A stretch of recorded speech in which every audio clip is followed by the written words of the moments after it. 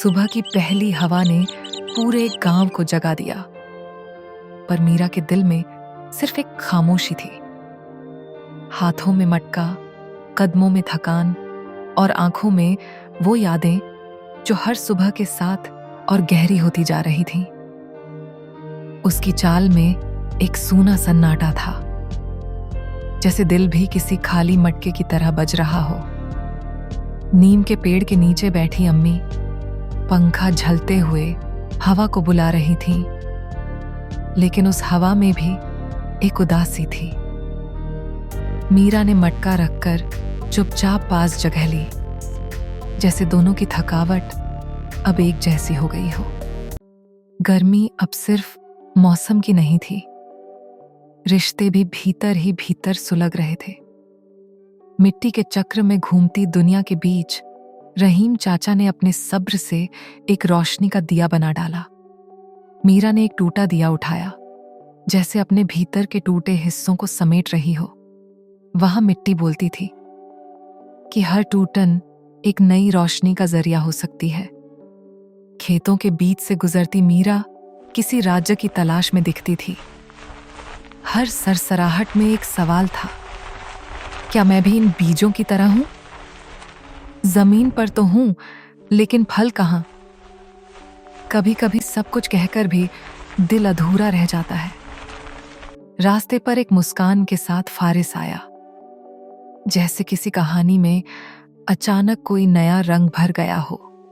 उसकी आंखों में सवाल नहीं, बस तसल्ली थी। मीरा के लिए वो एक अजनबी राहगीर था, लेकिन उस पल में कुछ ऐसा था जो रुकने जैसा था। गांव का पुराना कुआं अब भी मीठा पानी देता था, जैसे हर दिन एक नई उम्मीद हो। जब उनके हाथ रस्सी पर मिले तो वक़्त थोड़ी देर ठहर गया। कुछ लम्हे शब्दों से नहीं, सिर्फ खामोशी से महसूस किए जाते हैं। छत पर बैठे दोनों सितारों के बीच छुपी बातों को देख रहे थे। रात की ठंडक में दर्द भी थोड़ा हल्का लगता है। हवा मीरा के दुपट्टे से खेलती रही और फारिस के चेहरे पर एक ऐसी शांति थी जैसे वो अंधेरों से डरता नहीं। कमरे में रोशनी सिर्फ एक लालटेन से थी और दिल में सिर्फ एक डर, मां के खो जाने का। मीरा की आंखों में आंसू थे, लेकिन हाथों में थामी हिम्मत। मां कमजोर हो चुकी थी, लेकिन मीरा के लिए उनकी हर सांस एक दुआ थी। फारिस ने शहर से रोशनी का वादा निभाया। हर जड़ी बूटी के पत्ते में मां के लिए एक नई उम्मीद थी। उस रात एक अजनबी ने दुआ का रूप लेकर एक बेटी के दिल में रोशनी जगा दी।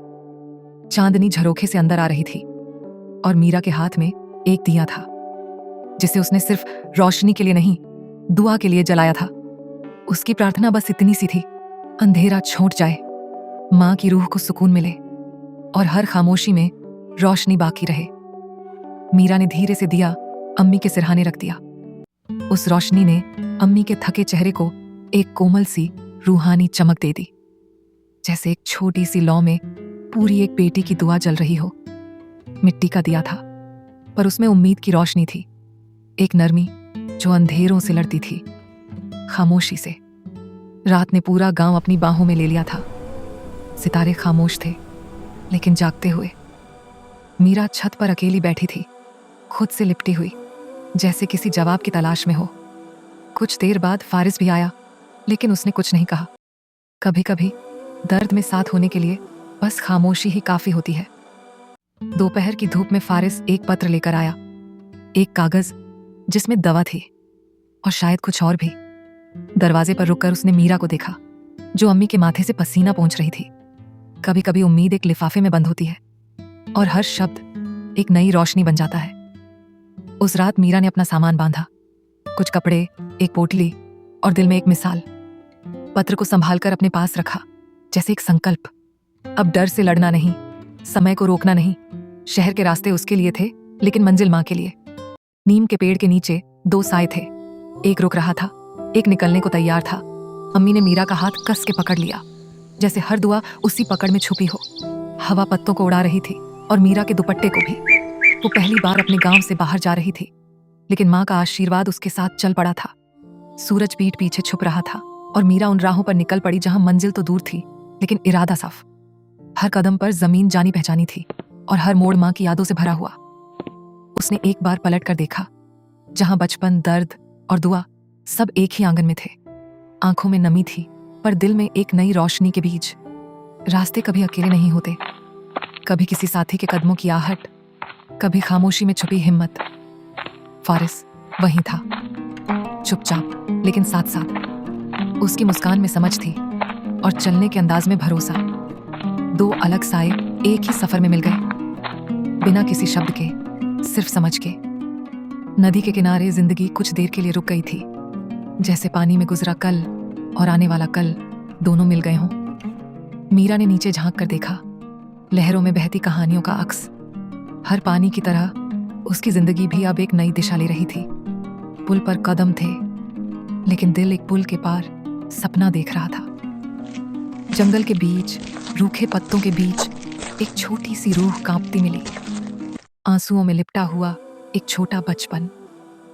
मीरा ने झुककर उसका चेहरा पोंछा, जैसे माँ का हाथ दर्द पर रख दिया गया हो। उस पल में मीरा सिर्फ मुसाफिर नहीं थी, वो एक पनाह थी, एक रास्ता थी, एक याद थी जो किसी और के लिए रोशनी बन गई। रात के अंधेरों में एक छोटी सी आग में गर्माहट थी, जिसमें 3 मुसाफिर अपनी थकन उतार रहे थे। मीरा ने बच्चे के कंधे पर शॉल रखा, जैसे जिंदगी की सर्द हवा से बचाने की कोशिश हो। फारिस चुप था, लेकिन उसकी आंखों में सम्मान था। उस रात सितारे नीचे थे और उनके बीच एक नई सुबह की रोशनी चुपचाप जल रही थी। सुबह की हल्की धुंध अब जंगल के रास्ते से उठ रही थी। आगे आगे परिंदे उड़ रहे थे, जैसे किसी नई मंजिल की ओर बुलावा दे रहे हों। मीरा ने पीछे मुड़कर उस बुझती आग को देखा, उसी आखिरी आश्रय को जहां दर्द और खामोशी ने रात गुजारी थी। फारिस ने बच्चे को थाम रखा था और दोनों शहर की एक धुंधली सी झलक की ओर बढ़ रहे थे, जहां नए रास्ते, नए फैसले और शायद एक नई जिंदगी उनका इंतजार कर रही थी। एक पुरानी धूल भरी सड़क से कदम जब शहर की पहली सीमेंट पर पड़े तो सब कुछ बदल गया। शहर की आवाजें, लोगों की भीड़, गाड़ियों की चीख, सब कुछ नया था। बच्चा मीरा का हाथ मजबूती से पकड़े हुए था। फारिस ने अपनी गर्दन थोड़ी झुका ली, एक पहचानी हुई मुसीबत से दूर, लेकिन एक अनजाने जीवन की ओर कदम बढ़ाते हुए। एक अंधेरी गली में एक पुराना लकड़ी का दरवाजा थोड़ा सा खुला और उसमें से रोशनी की एक नरम सी परछाई बाहर आई। एक बूढ़ी औरत ने हाथ में लालटेन पकड़ी हुई थी। उसके चेहरे पर नारमी थी, जैसे वो सिर्फ मेहमान नहीं, किसी अपने का इंतजार कर रही हो। रात शेल्टर में सिर्फ रोशनी थी, एक दिया, एक रोटी, एक नरम एपल। मीरा ने प्यार से रोटी बच्चे के मुंह तक ले जाई। पल भर को झिझकी, फिर एक छोटी सी बाइट और फिर एक मुस्कान। वो मुस्कान जैसे अंधेरों के बीच में एक रोशन सितारा थी। मीरा की आंखों में आंसू थे, लेकिन उस रोटी के टुकड़े ने एक नई कहानी लिख दी थी, जहां खुशी सिर्फ एक लम्हा नहीं, एक जीत थी। एक शांत कोने में, शहर के एक छोटे से कमरे में, खिड़की के पास मीरा एक पुरानी कागज की शीट पर झुकी बैठी थी। उसकी उंगलियां कांप रही थीं और आंखों में नमी थी। दूर एक कोने में फारिस चुपचाप खड़ा उसे देख रहा था, जैसे उसकी तकलीफ को समझ रहा हो। मीरा धीमे स्वर में लिखती जा रही थी, अम्मी, शहर की रोटी में माँ के हाथों का स्वाद नहीं, पर आपकी दुआओं का रंग हर सुबह यहाँ भी निकलता है। उसका हर शब्द मानो उसकी माँ के नाम एक दुआ हो। उधर गांव में उस पुराने कमरे में धीमी रोशनी वाला दिया कोने में जल रहा था। एक छोटा सा लड़का मीरा की चिट्ठी और उसके छुए हुए मिट्टी के दिए के साथ कमरे में दाखिल हुआ। माँ कांपते हाथों से चिट्ठी को सीने से लगा लेती है। कमजोर सांसों के बीच माँ की मुस्कान खिल उठती है। बस मीरा का पैगाम मिल गया, अब लगता है वो ठीक है। जिस माँ ने दुआ दी थी, उसी दुआ का रोशन जवाब आ गया।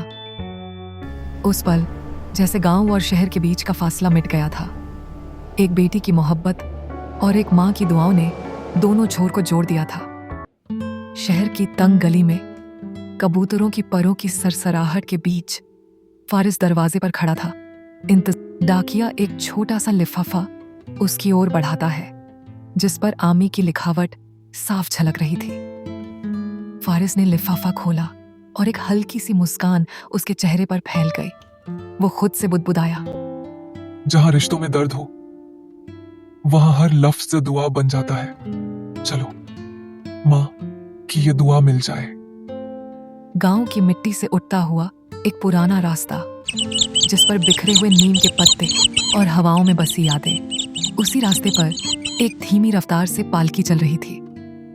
गांव के लोग मिलकर मीरा की अम्मी को पालकी में बिठा रहे थे। अम्मी ने मीरा की चिट्ठी सीने से लगा रखी थी। बेटी के बुलाने में रब का हुक्म होता है। वक्त ने मुझे जीने की एक और वजह दे दी है। शहर के छोटे से घर का दरवाजा खुला कि आंखें दरवाजे पर टिकी थीं, और जब सामने अम्मी को देखा तो जैसे वक्त ठहर गया। मीरा की आंखों से आंसू बह निकले। वो दौड़कर अम्मी से लिपट गई। माँ, आपको छूकर लगता है मैं अब भी वही छोटी सी मीरा हूँ जिसकी पूरी दुनिया सिर्फ आपकी गोद थी।